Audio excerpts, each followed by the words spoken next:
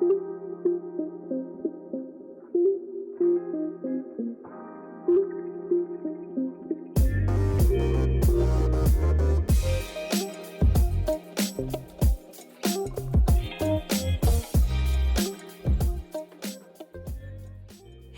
you've made it to the podcast Recovery Captured, hosted by me, Shannon Louise, a certified recovery coach and self-verified addict.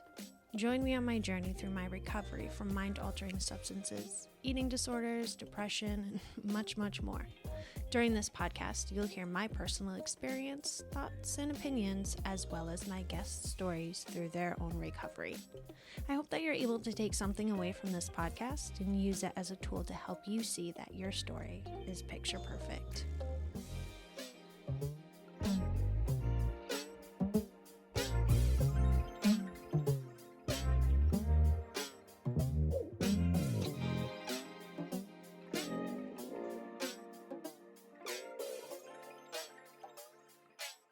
So yes, we're recording, but anyways, yeah, I don't know if I want to have kids. Yeah, I mean, I've had to come to terms over time that I resent being in a position where I have to care for somebody else, but juxtapose that to the point where I get a lot of joy out of being a parent and having this person in my life. And, you know, to an extent, it gave me a lot of purpose. And I'm not sure I would have gotten sober when I did or had the drive to, had there not been that other person. You know, I think back to the struggle. You know, there was a lot of fallout with my daughter's mother when I was drinking and using, and I was unable to see her for, I don't know, a little over a year, maybe a little longer than that even. And, you know, I got sober, and I was given this advice that, you know, until you have strong sobriety, don't go seeking out this relationship. And that was a really difficult pill to swallow, because there was a lot of my pride wrapped up in that. Like, people knew I had a kid, for one. So there was like this image thing too. Like, oh, you're just another deadbeat. Oh. And, you know, that's tied up in my own childhood too, with like my relationship with my dad, or lack thereof for that matter. Right. You know, never wanting to be viewed in that light. And so that was like, when I got sober for the second time, that was like the first thing I wanted to do. I was like, I'm going to family court. I'm not screwing around with like this private negotiation stuff. Like, I'm doing this. And I was given the advice to take a step back, focus on sobriety, only for the reason that if I'm not sober, I'm just going to be someone that's in and out of this person's life. Right. Causing more pain, causing whatever. And I remember so distinctly when I had my first supervised visit, going to her mom's house. It was in her mom's house, and, you know, she comes over to me. She's 5. No, she couldn't. She was 4. She was 4. Yep. And she says, I said, I'm really sorry that I haven't been here for you. And she said, that's okay. I know you wanted to be. Your heart was just sick. And oh my God. It crushed me, but it also made me feel like I was doing the right thing. And the funny thing about it too is, like, I think a large part of why I'm resentful about being a parent comes down to the control aspect.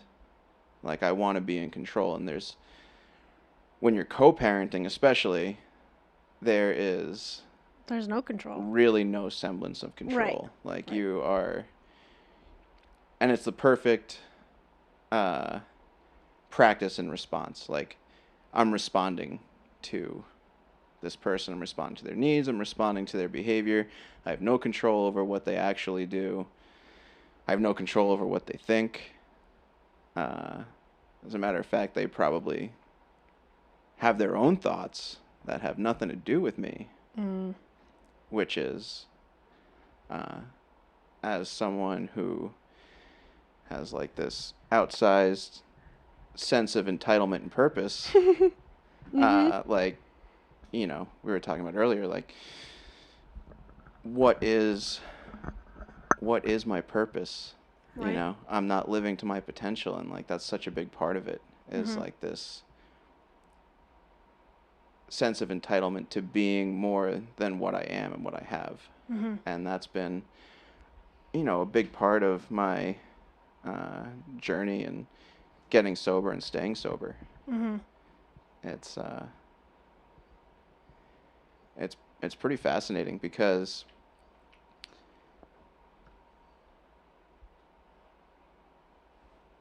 I guess the fear of not accomplishing, the fear of failure was such a driving factor, in the fear of abandonment. Like, I need to have value to not be left behind. And that's something that through doing a lot of work around, you know, fear and acceptance, so much of my behavior was driven by that fear of abandonment and fear of lacking value, fear of irrelevancy. And there's, I guess it's more of like I lost trust because I thought that people were leaving me, but I was really pushing people away, or more to the point, like not accepting their form of what love they had to offer. And I don't know, I heard this one time, and I think it really sums up like how I was interacting with the world before getting sober, and that was my relationships were transactional. You know, it was never a matter of I have this person, I want to care for them, I want to take care of them. It was always about, well, how little investment do I need to make to get what I want out of this relationship? Okay. Whether it was money, drugs, sex, validation of any kind. Like, it was how little investment do I need to make? And is that because you didn't want to put in anything? You just kind of expect? Yeah.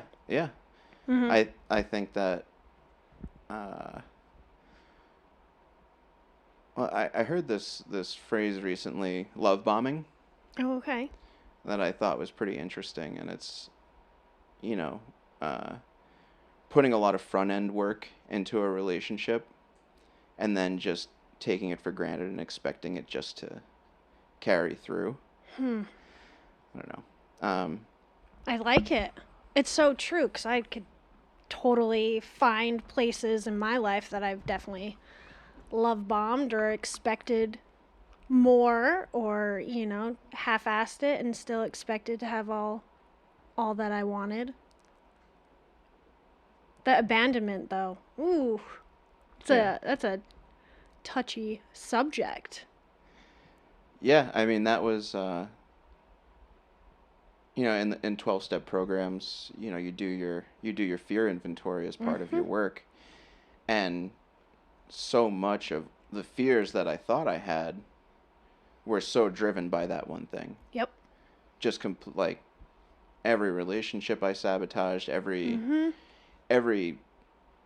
thing that I wanted to do to better myself was in response or reaction to that fear of abandonment. Right. It's that common denominator, which we never knew.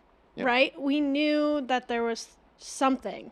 But like once you do that inventory and you look deeper, it's like, okay, A, B, C, X, Y, and Z, it all goes right back to the abandonment. And so when I now get tripped up in my thoughts or other people's actions. I think of the worst possible situation, and I have to catch myself, because then I'll throw myself into like a depressive episode. It happens very quickly too, and it's like, okay, what is happening? Why am I feeling this? And I have fear of abandonment. I have fear that this person will leave me for this reason or for whatever. It always comes back to abandonment for me. And more to the point, too, it's like anytime someone else is feeling something, it automatically has something to do with me. Oh, duh. The world revolves around us. It's like I can only see the world through the lens of my own experience. And it's a learning process trying to admit to myself that other people have experience and agency over their own lives. And that's right. in parenting, that's in romantic relationships, it's in friendships. Mm-hmm. It's everywhere. It's pretty interesting because I can intellectually know something. I can intellectually know that this is what's happening. Right. But it makes no difference in the instantaneous reaction feeling that I have. Mm-hmm. And I have to talk myself out of it. It's hard sometimes. It's totally hard. Yeah, it's everything is a practice. It is. When it comes to sobriety, because it's all about, we need to relearn how to interact with the world as our, especially as we realize, like, that we weren't interacting with the world in a healthy way. Mm-hmm. And so, like, this whole relearning process. Mm-hmm. And it's like convincing ourselves that our way before was not correct, because when we were in it, we thought it was correct. The way that we acted, the way that we talked, the way that we carried ourselves, like, that's how I did it for so many years. And now I'm sober and it's like, oh wait, none of that is correct. That's kind of a piece of shit thing to do, So it's like, as we're relearning, we got to convince ourselves, like, oh, okay, that's not how quote unquote normies do it, or how, societal norms come into play. I had such, like, I call them, like horse blinders, those things on the side of their head. Yeah, for sure. I don't know what they are for, but that's what I, like, looked through my life. Like, I was so narrow-minded and my sight was so tiny. I really had to, like, shift that and see that there's actually other people, and, that the world doesn't revolve around me. Because I always thought it did. Or at least I hope it did. Yeah, I think that's a common, again, it's a common theme for me. Mm-hmm. Like, I have come to terms with a lot of my past, Mm-hmm. but there's a lot that I haven't, because I guess it's the not living to the potential thing. Right. Like, I was so focused for so long on this one goal of not feeling, and my ambition was so narrow. Mm-hmm. That now I'm having to adapt from that point of view. Do you feel like you're living to your fullest potential? Sometimes. Mm-hmm. Sometimes, but not. I'd actually just had this experience during the pandemic. I've worked in the restaurant business for a long time. Mm-hmm. I was a chef. I left a job that I had for most of the time I was sober, and went to another place. It was kind of transitional. I was talking to someone I knew. We were going to open a restaurant. Things weren't really panning out. And I think this really speaks to the whole not knowing thing. Mm-hmm. things just weren't working out. It wasn't going that way. And then all of a sudden there's a worldwide pandemic. Everything shuts down. Right. The restaurant I was working at shut down. Everything, it was just no one really knew what was going to happen. And so there was like a little bit of a blessing in not having been able to open that restaurant in the time frame that it was supposed to open, because it was due to open like literally March of 2020 or April of 2020. So all the delays and everything. And but again, I have this internal drive to be important and to be financially successful. And that can be good. It can be. Right. But for me, oftentimes it's not good. It blinds me to other things going on. And I started a business with somebody that I knew. And, we had started beforehand. It was like a little side hobby business. And it's just like, you know what? Like, just going to make this happen. I'm just going to force this through, and we're going to do it. I really don't know anything about this business. I've never, done anything like this, but you know what? I have faith in myself. This is just I'm going to will it to happen. Right.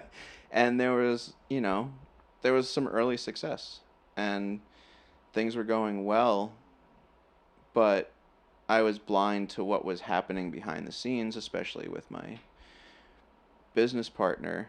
And they were somebody that I had met in sobriety, and they were not doing well. And, things fell apart rapidly, and there was a lot of money on the line, and there was customers who were going to get hurt. And, I just kept pushing ahead. I was like, oh, well, just figure it out, get through it, replace this person, that has more of the expertise in this field, and I'll just replace them with someone else. Like, this is my thing. And I paid the price for it, not only financially, but in terms of how I felt about myself. And doing some, we talk about inventory work, doing inventory work around it. I saw this blind ambition. I had people around me. My wife was telling me, walk before you run. And I was like, fuck that. No, like, because we want that instant gratification. Yeah, exactly. Need that instant gratification. Absolutely. And I did a lot of work around it, and I was miserable for months and months and months, and I could not climb out of the misery. But something really interesting happened in that time. It was fall of last year, and I'm, back out looking for work. And I've never had trouble getting a job. I have a good skill set.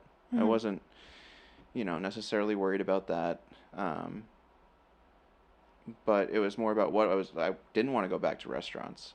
At this point, I'm 35. I've been doing that for, 18 years. Right. There's an age limit to living that kind of life. Like the hours, everything about it. It's not a forever thing from my point of view. So I think that's why I had so much drive to either start my own restaurant, start my own business, do something different. I could call it sort of a midlife crisis, maybe. Midlife at 34, 35. And it, I went to all these different job interviews. Some had really good pay, some mediocre pay. And normally, my instant thought would have been high pay. Right. But this time, it was, well, what am I going to enjoy doing? And so, I like working with people. I like challenges. I like helping people overcome challenges. Right. That's always something that I have been drawn to. And I had this interview with this company I'd never heard of, and they do residential mental health. Okay. And they were looking for a cook, and I was like, well, I'll at least interview. And the interview I went to, it broke all of my preconceptions about what a job interview can be. Mm-hmm. They were like, well, what's your personal mission statement? What brings you satisfaction? And just like talking about the job in terms of like a more philosophical point of view. And not so much the practical, like, well, what do you have to offer us? Right. And so I was like, well, this sounds really good. And so I took the job, and it was, it was nice. I would go to work, and the hours were good. They fit my schedule. It was something I was good at. I got a lot of validation out of it because, the type of cooking I was doing was not something that they had seen there before yet. Mm-hmm. So I felt really good about myself, but also really terrible about myself because I also in the background had this other thing going on, legally, financially, everything else. And it's this mixed thing. And a couple of months into working there, I got a phone call from one of the restaurants I had interviewed with. And they were like, we really want you in as executive chef. It's a well-known restaurant. It's, has a good reputation. Yeah. And I was like, all right, well, I'll at least come interview. Like, I've never turned down an interview, especially if you're calling me and asking me to do it. Right. Like, That says something. I'm not seeking this out, so Right. I might as well go and check it out. And went and interviewed, and it was just like a really the interview process didn't leave a good feeling. And I was like, yeah, so, I mean, this is probably going to mean that I lose my summers. The hours are going to be terrible. I'm going to be here from 9 in the morning till 9 at night, 5 days a week. At least. And, they ended up, like, dragging their feet after I had told them, the salary I was looking for. And I probably could have negotiated, but I just let it go. Like, I didn't really push any harder. Mm-hmm. And I was like, you know what? I'm really satisfied with where I'm at right now. And fast forward, a few months, and I'm starting to see the impact of the work I'm doing with the people that are in this facility. Mm-hmm. And I'm starting to feel good about myself. Like, not in like a, oh, I'm so great kind of way, but like, well, the work I'm doing has an impact. And I don't dread going to work. That says a lot. And it was like the first time in my life I would have ever chosen that over the money. Mm-hmm. And not in a time either where like I was super financially Right. But I didn't have that fear of financial insecurity. I felt like as long as I'm happy with where I'm at and what I'm doing, what more could I really ask for? Like, I'm not going to be homeless. I'm not going to be jobless. Maybe I won't be able to travel the world in the next 5 years, but, contentment was something that I hadn't really experienced in work in a long time, if ever. So. Well, when you talked about starting this business and you kind of just like kept pushing through and stuff, I feel like for me, there's such a fine line between like chasing your dreams and like going out on a limb versus the control aspect. That control where we just get those blinders back up and we're not seeing anything on the side, Yeah. Yeah, I mean, that is exactly what it was. It was, all I saw was the potential for the bank account to grow. Yep. And grow and grow. And it was, as I was projecting ahead, looking at everything that was happening, not being in the moment, that was all I could see. And that was a terrible feeling. That was, we talk about bottoms. in sobriety, and I've had a few, and that is definitely one of them. It affected my relationships. It affected the way I was interacting with the people in my life. I think one of the only reasons that, well, I can't say that for sure, but one of the things that kept me grounded was the commitments that I had to my sobriety and the people in my life, and the relationships I had developed in sobriety. It was one of the only grounding factors. Otherwise, I really feel like I could have spiraled even further. And hit a different bottom. Yeah. The potential exists Right. every day. That's true. So, Joe, we I told you to throw on your headphones because we were in a good conversation, and I was like, let's just shit talk, and then we'll get into the interview. Well, we did good with our shit talk and got carried away. So, hi, Joe. Welcome to the podcast. So you guys know a lot about him now, but you have no idea what his name is or what we're in recovery for, recovery date. So let's backtrack a little bit. Yeah, let's do it. Okay, so tell me the goods. What are you in recovery for? I identify as an alcoholic. My drug of choice for most of the time I was using was anything I could put in my body. Speaking of bottoms, I would say the thing that really brought me to my knees, though, was heroin use.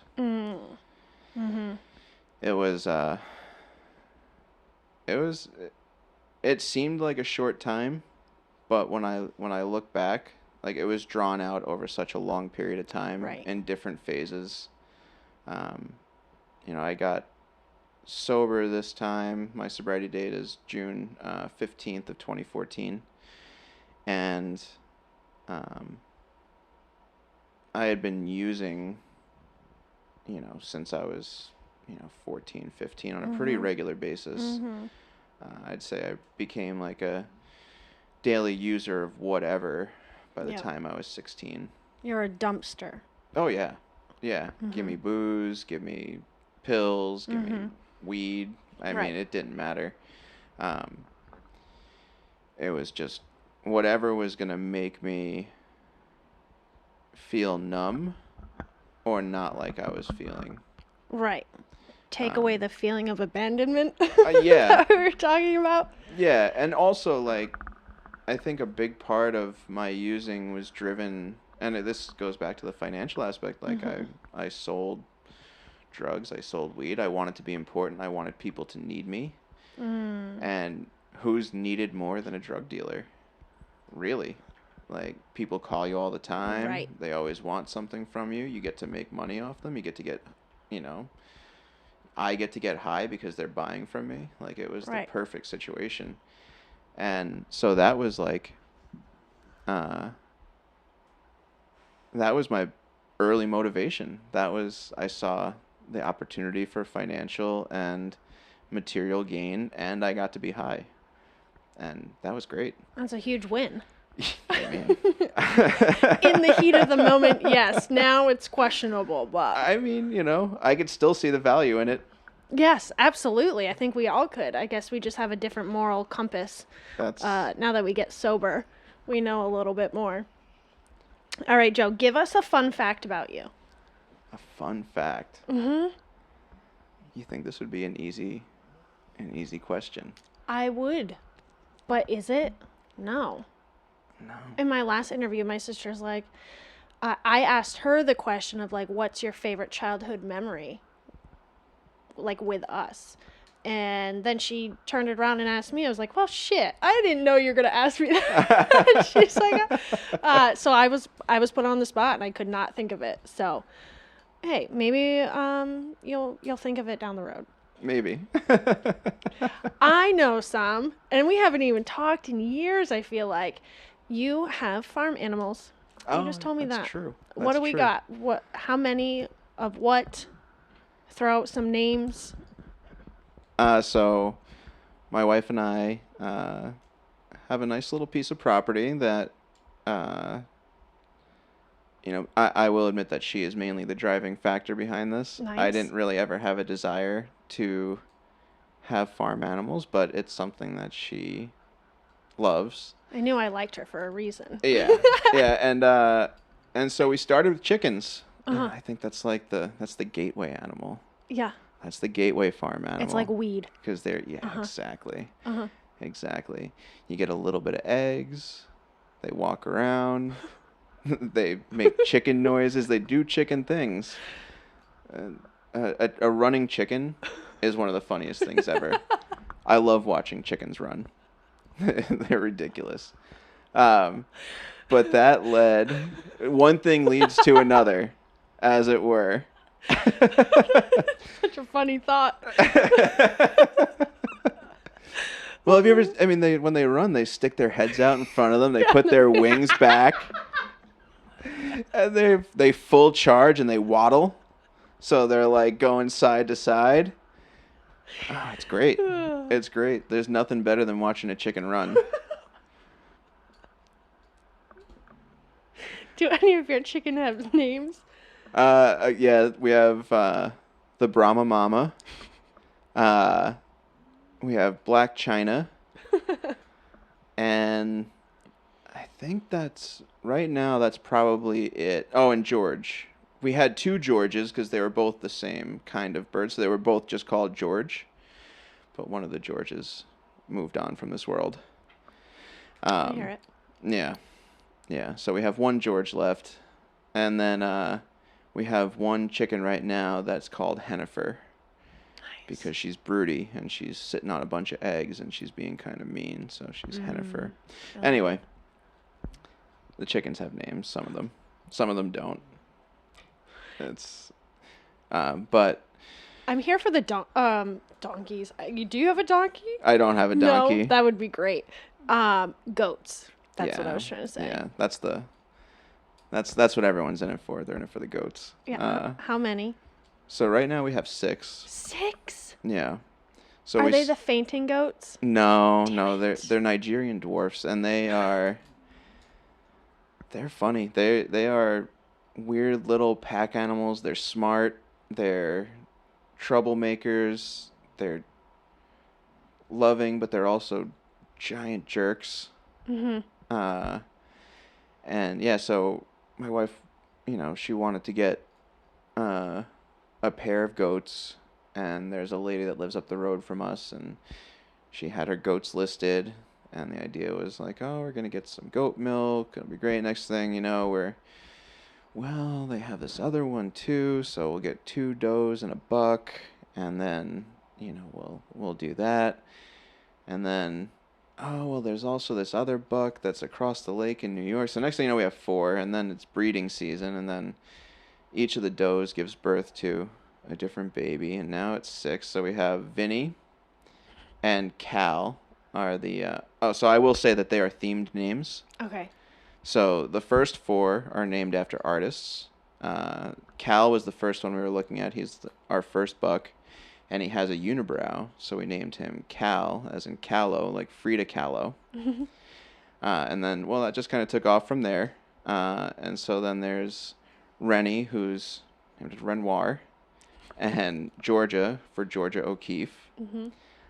And then Vinny, who is Vincent Van Gogh.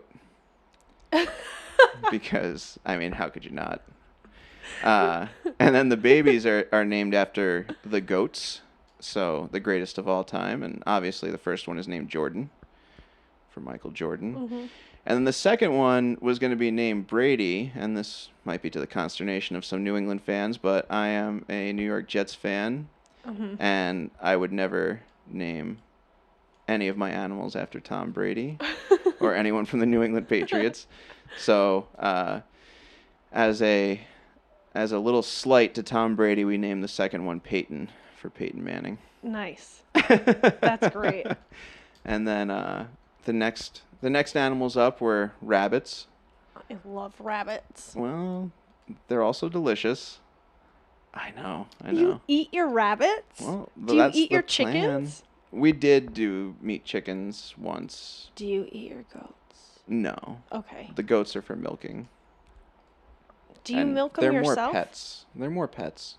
Yeah. I mean, how else would you milk a goat?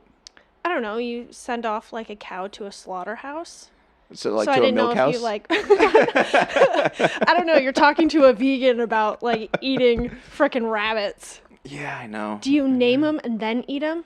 Well, we didn't name the ones that we're gonna eat. Okay. We only named the ones that are breeding. Okay. And then you're gonna eat those? We're gonna eat the ones that they make. But the thing about rabbits is they're incredibly sustainable. So the whole idea is for sustainability. Okay. That's the reason. Fair enough. We're doing the homesteading thing is for sustainability. So gardens, animals. The meat rabbits are good, and then Babs and Jack are our breeding pair of meat rabbits, and I like the rabbits. I do. What do they taste like? Kind of like chicken. Kind of like chicken? Yeah. Do they have like the texture of chicken? Yeah, pretty much. Pretty much. It's very similar. I've never had rabbit. I would never want to have rabbit, but I get it. I get it for the sustainability. And that's fair. Fair game. Yeah, and I mean, they're, as far as like a farm animal goes, their manure is very healthy and doesn't need to mature to be used as compost. Huh. And then they grow and come to maturity very fast, and they breed quickly, so it's a sustainable protein source. Yeah. Because I'm not going to grow soybeans. That would be a lot. Yeah, it's tough. It's tough. And then we have 2 pigs that we just got recently, and Are you gonna eat the pigs? one of them. What are their names? Iris. One. Iris is our little black Kuni pig. Aww. And she is a pasture pig, so their role on the farm is to turn garden beds over. Okay. Which is kind of cool. So they're fun. And the other one you did not name because you're going to eat it. No, we did name that one, even though we're going to eat her. What's her name? My Hammy.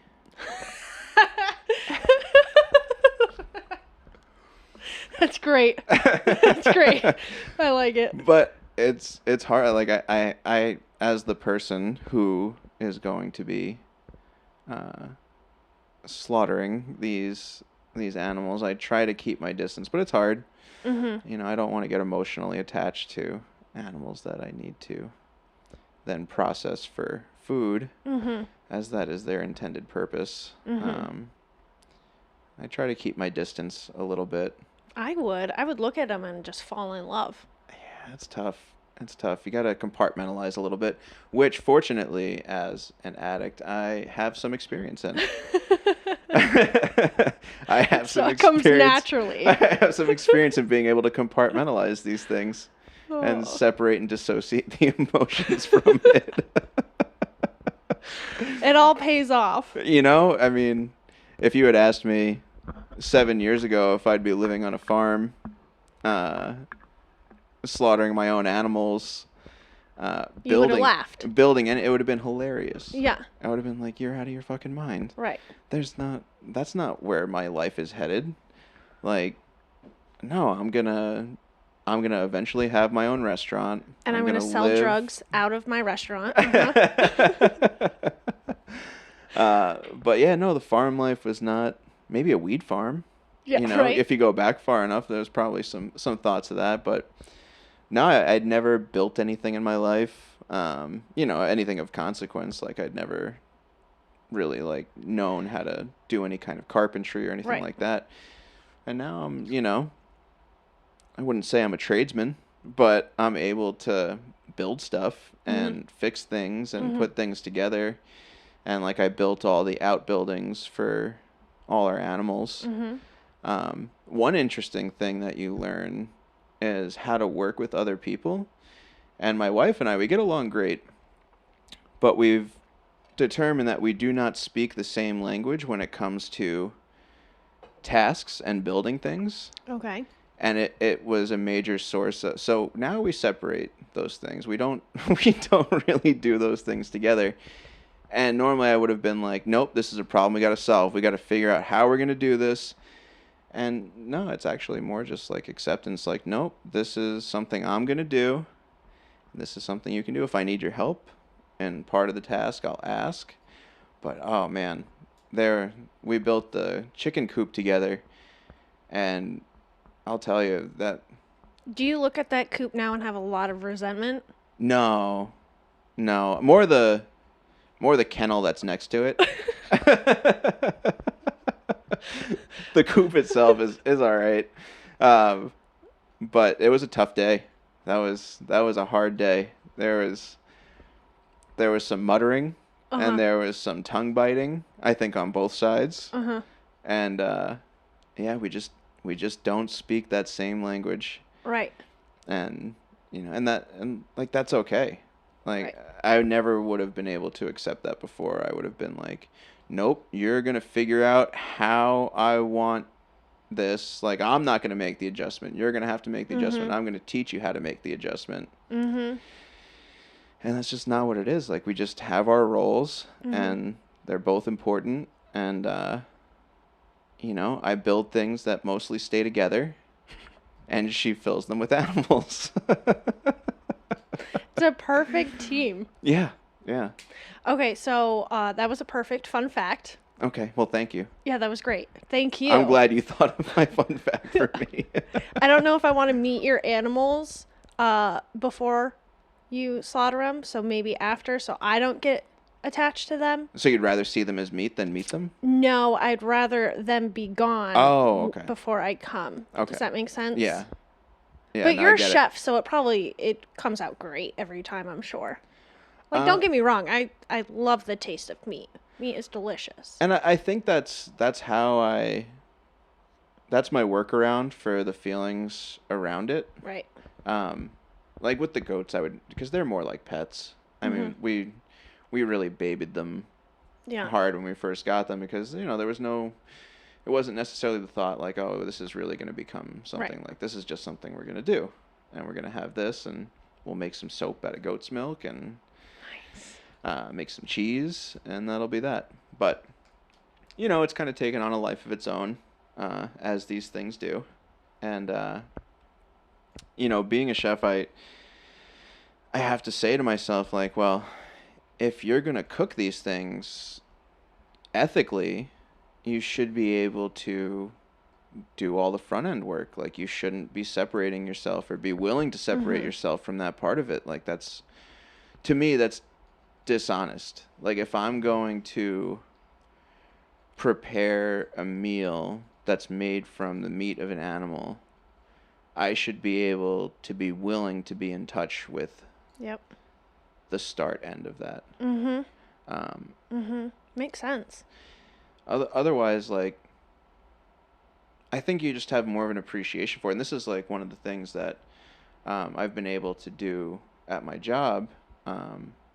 Is I've been working with the administration to move our nutrition program over to a more locally based, locally sourced, foods. And I think that there's a lot of value in seeing where everything comes from and the amount of work that goes into it. And ethically, like, I'm very against factory farming.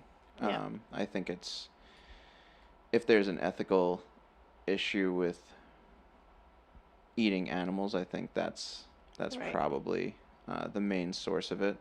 I'd like to say I totally avoid that. I don't, but I'd like to say I do. So maybe someday I'll say that. Right. But I think when you're able to be hands-on with where food comes from, you value it a lot more. Oh, absolutely. And you value the work and preparation in a different way than, oh, this comes in a bag off a truck. Right. So it's changed, much of my journey has been about shifting perspective, and this is just one example of that. So let's get on to the other side of your journey. When did it start? What was it like? Give us a little recap. A little recap. Okay, I can do that. I really like talking though, so you might have to cut me off. When you start seeing my hands going, then yeah. So I moved up to Vermont from New York when I was 18. I had come here as a teenager. It was in the Northeast Kingdom with a friend and his family every summer for several weeks every summer. And I just really fell in love with the different lifestyle that people were living. Coming from Long Island, everything was a comparison. Everyone was angry. Everyone was in a rush. And I really just didn't feel like I belonged to that. And so I came up here and coasted for a while. Just did, what I was doing. I was selling drugs. I was getting high. I was drinking. I was working. And that was how small my life was. And I always had these aspirations to have a bigger picture, and I would get little glimmers of it, and I would travel a little bit, and I would go places and do things, but it always went back to getting high, getting drunk. I mean, that was my primary focus in life. That was my main driving force, and I had always messed around with other things, but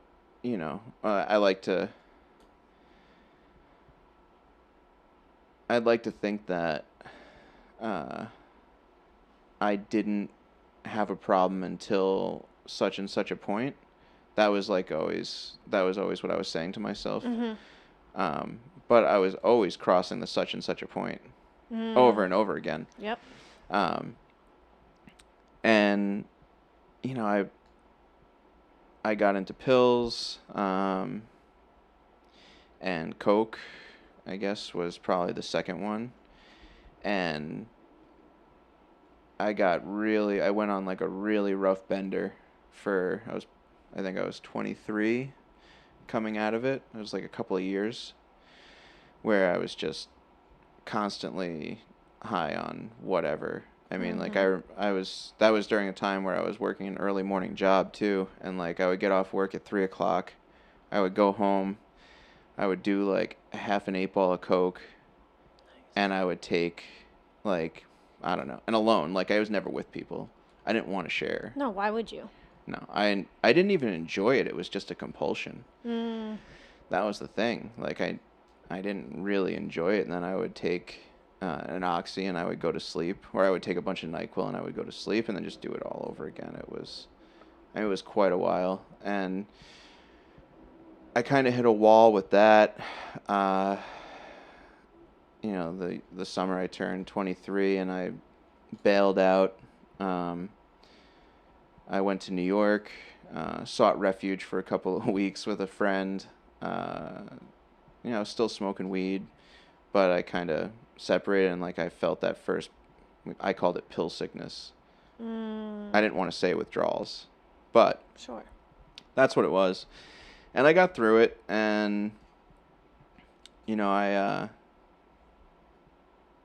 traveled a little bit after that, came back to Burlington, got a job, got an apartment. I was dabbling, but mainly just smoking weed and drinking. And but I would plan and look forward to, and I should say, I was abusing Suboxone during this time. I was getting it off the street. It was probably the most common thing I was doing outside of that, but it wasn't, to me, it wasn't the same thing. You didn't touch heroin yet? I had one time at that point. I actually have a picture of myself the first time I ever did heroin. It's one of the few pictures that I still have from that time period in my life, because I lost everything, and it was probably just around the time Facebook was kind of coming into any kind of relevance. So I have some pictures from that time period. But one of the only ones I do have is this picture of me with a friend, and it was the first time I did heroin. I think that's great. Like, I really enjoy that. That's a fun fact. Yeah, there we go. Okay. I have a picture of myself from the first time I did heroin. Not many of us can say that. I mean, maybe more now because of phones. Yes. Yeah. But certainly not when I was in my heyday. Yeah. Of getting to that point. Mm-hmm. So, I would plan though for these little weekend. Payday was every 2 weeks, and I'm like, okay, well, I'm gonna do this, this, and this on these days, and then I'll stop doing this so that I can do that. The for start this of one your day. control, huh? Oh yeah. Oh yeah. I mean, I was managing my using in a very, very methodical way. Mm-hmm. And then I met my daughter's mother. We were gonna, I was never. It was never a love thing. It just kind of happened. And we were partying together, and we were going to go to California and go work on a weed farm and do whatever. Mm-hmm. And then she got pregnant, like, right before we were about to leave. Like, a month before we were going to leave, she found out she was pregnant. We weren't going to go through with it. She said she couldn't not go through with it. And I said, all right, well, this is what I'm doing. And I put on, like, this hat that, like, okay, I'm going to be the family man now. This is, like, I'm going to be the family man that I always wanted to have that I never had. Right. And I kind of did it for a little while. It was a balancing act, for sure. I worked and worked and worked and worked, and I was selling drugs, and everything was okay. Mm-hmm. Like, it wasn't horrible. I wasn't partying as much. I was smoking weed and I was drinking, but I wasn't doing the other stuff nearly as much. And then I got into a bicycle accident, actually, and ended up in the hospital. And the addict brain took over. They were like, I wasn't in that much pain, if I'm being honest. Like, I was uncomfortable. Right. But they were like, oh, are you in any pain? And I was like, yeah, like, I'll prescribe you something. And I was like, yeah, I can't have acetaminophen, though, because I did not want Percocet, or I wanted something better. I wanted something that did not have acetaminophen. I wanted to be able to do it the way I wanted to do it. Mm-hmm. And so they prescribed me what they prescribed me, and that was it. I was off to the races. Yeah. And that was the start of it. So that was my 26th birthday. And within 2 years, within a year, I was using heroin intravenously. And within 2 years, I was at my absolute rock bottom. I was homeless, jobless. Daughter's not in your life? She kind of was, but not really. That was on its way out. So I like to share this because I think it's pretty funny. It's kind of a funny thing, but my using had gotten to the point where I was like living in the basement of this crack house, and they were like, dude, you are fucked up. You need to get the fuck out of here. What? So I was living in the basement of a crack house with no lights in the basement. Like, I had to use like my phone screen to get around the basement. It was like this weird little, we were stealing electricity from the apartment upstairs that was unoccupied. Like, it was classic. Right. Classic crack house. And they're like, you need to get the hell out of here. Oh my God. And I was like, man, like, now what do I do? And so now it's the middle of summer. I have like all of my possessions in a bag, and I'm wearing a jacket because I got track marks all over my arms. I had like a job, and I almost forgot that this is like a crazy little story, but I had this job. It was a really good job. I don't know how I got it. I was the kitchen manager for this company that is based out of an international airport, and so I was working I faked my way into this job so hard. They didn't even know what they were getting into. And so, like, I'm going through, I always have drugs on me, and I'm, like, walking through, the screening to go beyond. You had to go through beyond security. Beyond the security zone, like, every day with drugs in my pocket. It was wild. It was a wild time, and I told them that when I got kicked out of the crack house, like, I was like, well, I can't come to work today. There was a fire in my basement. And they were like, okay. And so that went on, and I was, like, hanging out with these people at work. We were getting high together. There was, like, a few of them. And, it's, I never really believed in, like, a spiritual side to anything. Right. But I've just had these moments where, like, it leaves me questioning. It leaves me saying, I don't know. So I didn't see one of those people. We hung out all the time. We were, like, together every day. And after I lost that job, and that's when I ended up in rehab, I went to the detox, then I went to a 28-day program, came out, went into sober living, was kind of doing the things that you're supposed to do. And I had found out that person, this is like 5 or 6 months fast forward, I had found out that person had died in a car accident. And I found out, and 10 minutes later, in the basement of that sober house, the boiler catches on fire. There's a fire in the basement. Stop. Yeah.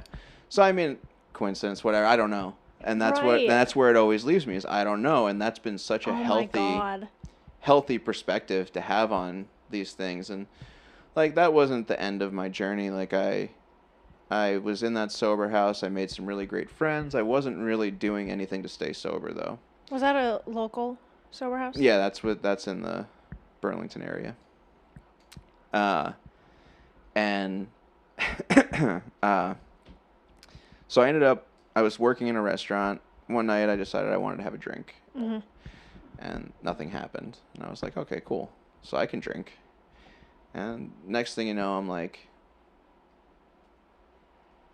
drinking all day, every day.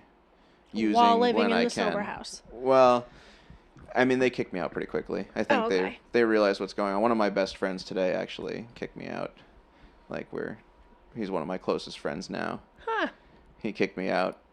And he tells the story like this was during the time when I lost contact, and that was one of the reasons that I kind of gave up too. I had lost contact with Rosie. Things had gone down. I was like, fuck this. Because I wasn't getting sober for myself at that point. I didn't believe that drugs were... I didn't believe that I was the problem. I believed drugs were the problem. I believed that it was the substance. It wasn't anything within me. If I could just separate from the substance, I would be fine. Right. And that wasn't the case for me. I drank, I used, mainly drinking though, and I couldn't stop drinking. And I never thought that I was an alcoholic. I just thought that I was an addict. I thought that, or more to the point, I thought that I had an issue with a particular substance because it had a physical hold on me, and if I could just get past that physical hold, I would be fine. Right.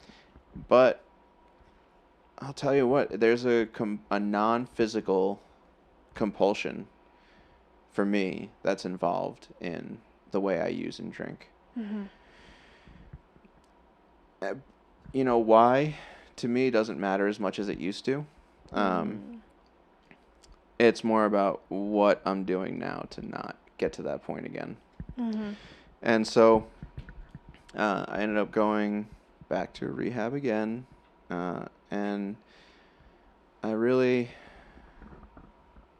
kind of gave up. Like, I was like, I have no solution for this. I don't understand this. I thought I had control over it. I clearly don't. And it was so humbling. And it was so great.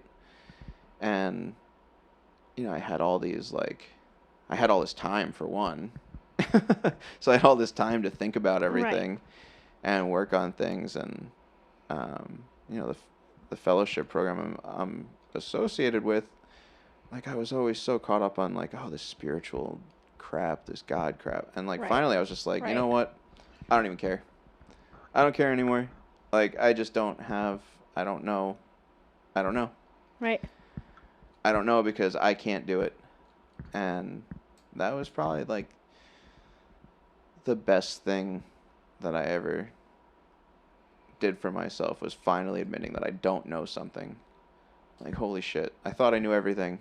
Or I wanted everyone to think that I knew everything more than I thought I knew everything. Now, was that in 2014 when you... Mm-hmm. Yep. And, I came back to the Burlington area. I didn't know where I was going to go. I didn't know where I was going to stay. And got off a Greyhound bus and ended up running into some friends that I had known when I gotten sober, and they were like, all right, you come stay with us. And I was like, oh, all right, well, that's cool. And then, one thing leads to another, and next thing you know, I'm putting together like a little life. Mm-hmm. And that was weird. Yeah. That was a weird feeling. Like, it was because I really enjoy chaos. Like, the simplicity was so confusing. It was so foreign and uncomfortable. Like, it shouldn't be this simple. Right. Right. When's the other shoe gonna drop? Yep. You know? So, yeah. So that was basically what happened, and what it's like now. I mean, we talked about the farm. When I got sober, there's no way I thought that's where my life was headed. Mm-hmm. But again, I'm just always willing to say I don't know, and I'm willing a lot of the time, not all the time, but a lot of the time, to let go of my idea of what I think my life should be and just kind of let it happen. It's kind of been the story of when good things happen. It's when I'm not trying to force it to happen. Right, that control. Yep. Let go and let God. Yep. One of our favorite slogans. So, yeah, I mean, today, we talked about it a little bit, but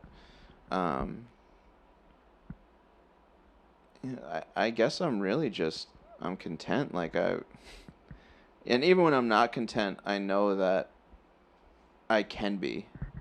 Right, that it's just going to pass. Yeah. Right. It's uncomfortable right now, but it's all going to be okay.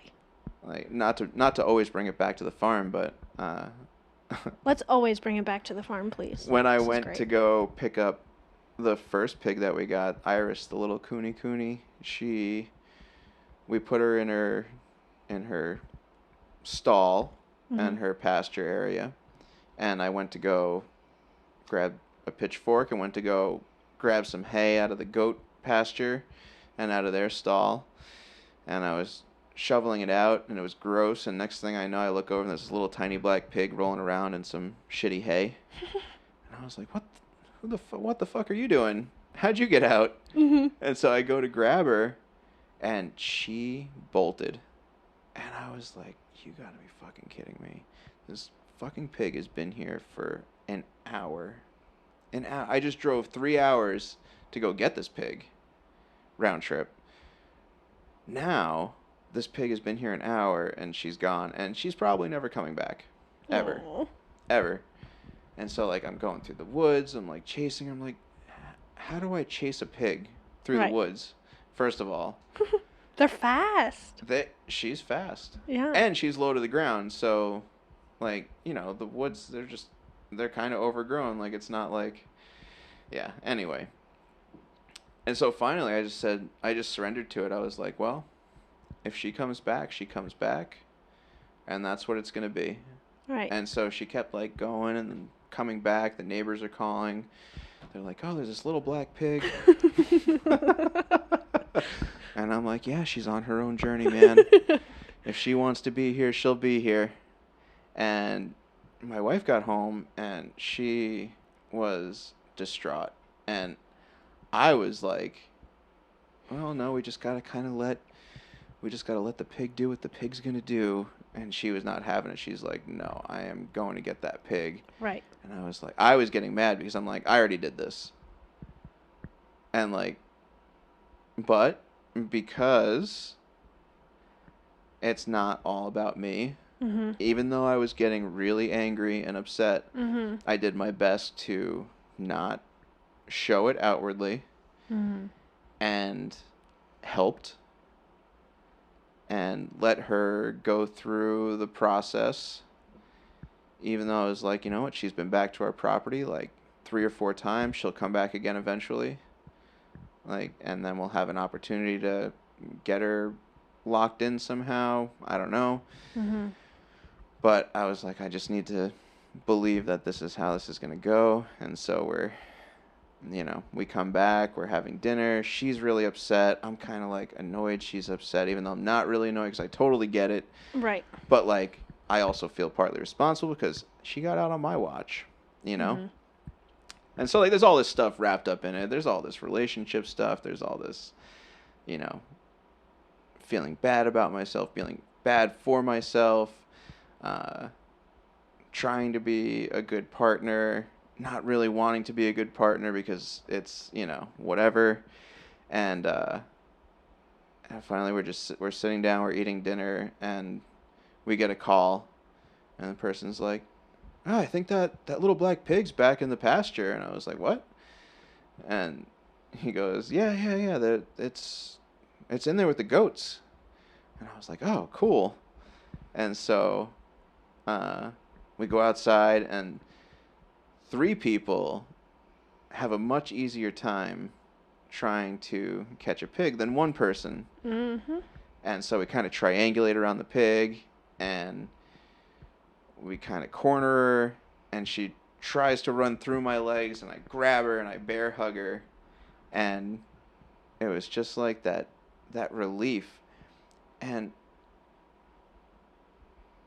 if I could have ever guessed that catching a pig would have brought me as much joy and contentment and relief from discomfort.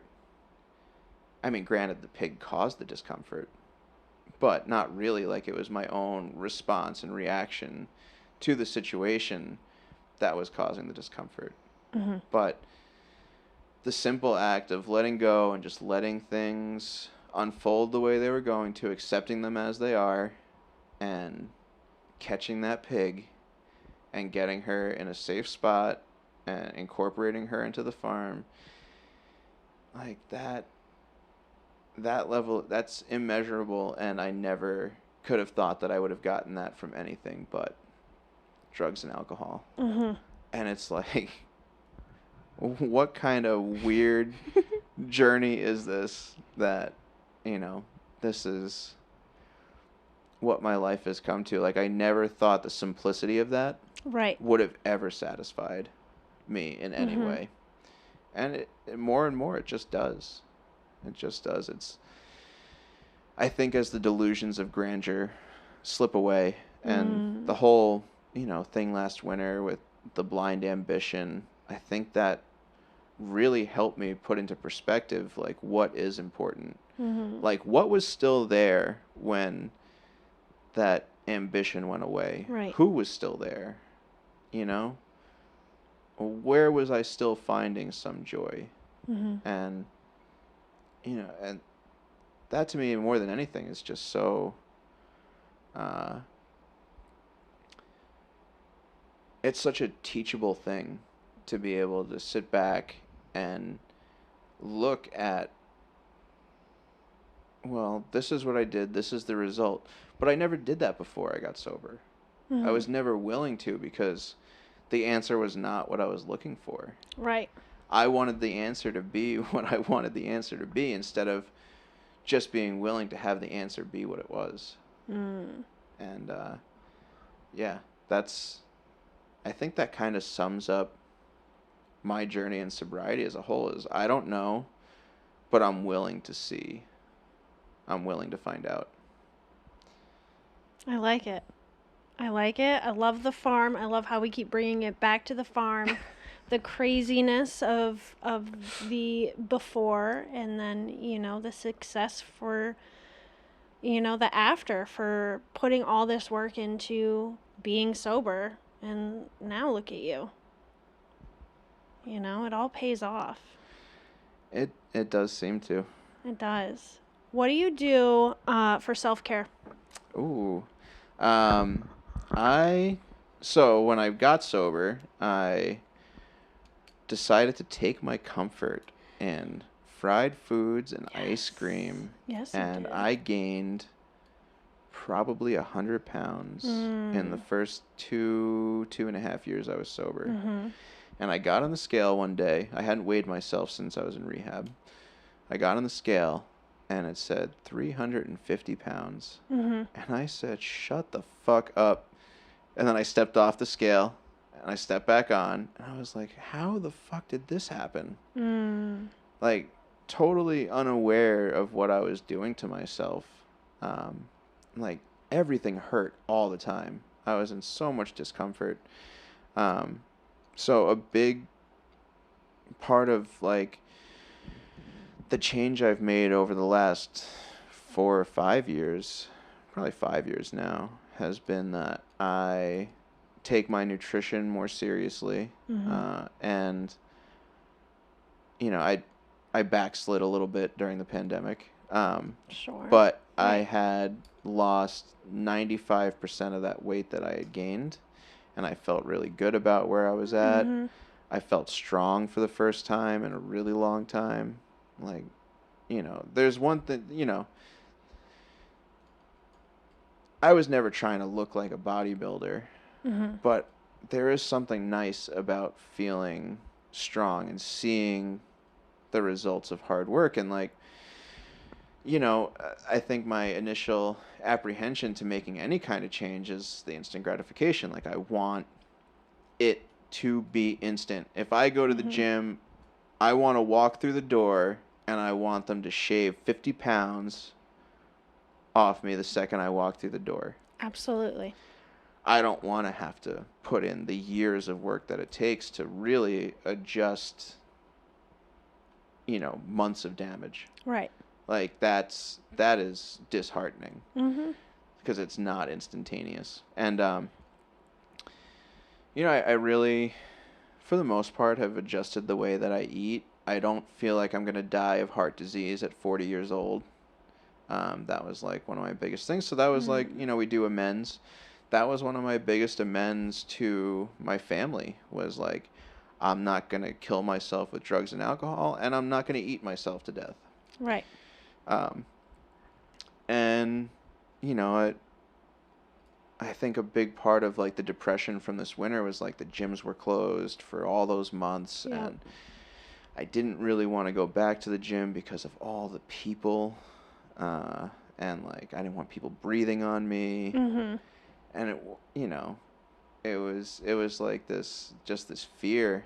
And finally, you know, I made the decision to go back, and I remembered, like, you know what, like, this process, going to the gym, lifting weights, like, the process of it, the focus of it, it's meditative for me. Like, I get to focus on each individual muscle group moving when I'm lifting, and I can feel my body reacting, and I'm not thinking all the time about other things going on. And it's just, like, not only for my body but my brain, it's so helpful. Yep. Like, when I don't go for a while, I'm miserable. Yeah, it takes a toll on your mental health. Absolutely. Like, the endorphins, the getting out there, because I never had an anxiety until I got sober. That's the other crazy thing. Like, because I never allowed myself to feel. So right. All of a sudden I get sober and I'm having anxiety attacks. And that's, like, one of the ways I manage that. That, and, you know, I do meditation, and I have mantras that I use to help me focus my thoughts and focus them away from whatever I'm obsessing about, or, you know, whatever. It's, I would say those are, probably the biggest things. And then, I do a 12-step program that helps me with my sobriety specifically. But yeah, I would say falling in love with exercise and weightlifting. And like, I don't always love it, but that's the nature of any relationship. Like, Way to put it. I do always love it, but I don't always like it. I don't always want to do it. And that's every relationship. That's every relationship. It's like, I'm going to continue to put in the work because of a commitment that I made, because of how much I know I love this and how much I love this person. If you go to the relationship side of it. Well, even for yourself. Yeah. When you're at the, absolutely. Love for yourself. Mm-hmm. Yep. And it really rolls over into so many things. It's like that pushing through discomfort. Right. Pushing through negative feelings. You talked about liking challenges. Mm-hmm. There you go. Yep. That's a nice challenge. I struggle with that challenge, but I appreciate hearing your side of it. It gives me ambition to get back into my routine, because I definitely fell out of it recently. So. And it happens. It comes and goes. But the biggest thing I found is that if I start to let the negative self-talk about it take over, I'll never make the change. And it's all about that instant gratification. Mm-hmm. So. Mm-hmm. All right. So in wrapping up, we got a good story out. We got some self-care. What is something that you would like our listeners to take away from this? Do you have like a tip, suggestion? I don't know. Do you got something for our listeners to take away?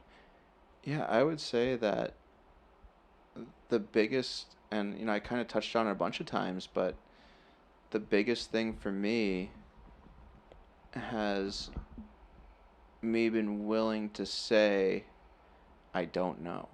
Like, the humility of it.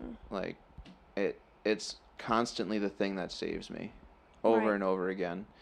And then,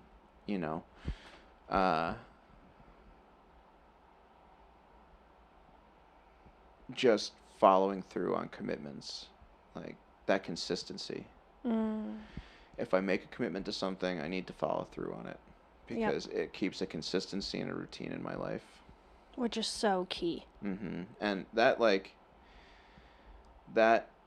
brings me back to my initial mantra that I had when I started doing meditation as a form of helping with my recovery. I would have a mantra that I would use, and it was when I was working, I used to have to trim 100 pounds of chicken or so a day, chicken thighs. And so I would just sit there and I would say to myself, tune everything else out, and I would just be there in the moment with my chicken thighs. It was just trim the fat, make it bite size. Trim the fat, make it bite size. And I would just do that for hours.